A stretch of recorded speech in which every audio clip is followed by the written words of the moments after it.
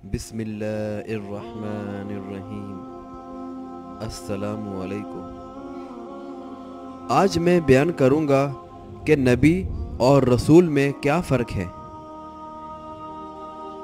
सबसे पहले मैं ये वाज़ेह कर दूँ कि रसूल और नबी कौन होते हैं।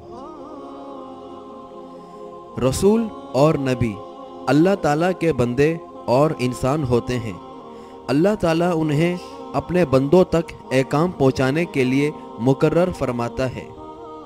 वो सच्चे होते हैं, कभी झूठ नहीं बोलते और गुनाह नहीं करते।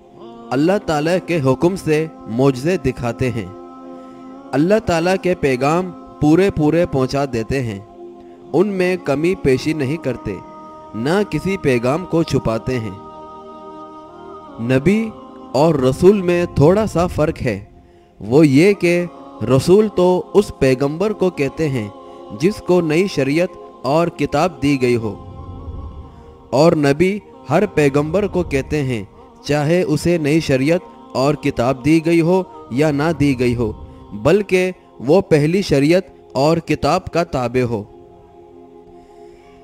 दुनिया में बहुत से रसूल और नबी आए, लेकिन उनकी ठीक तादाद खुदा ताला ही जानता है।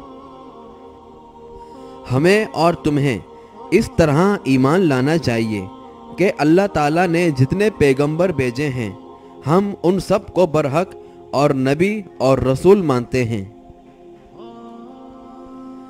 सबसे पहले पैगंबर हज़रत आदम अलैहिस्सलाम हैं और सबसे आखिरी पैगंबर हज़रत मोहम्मद सल्लल्लाहु अलैहि वसल्लम हैं।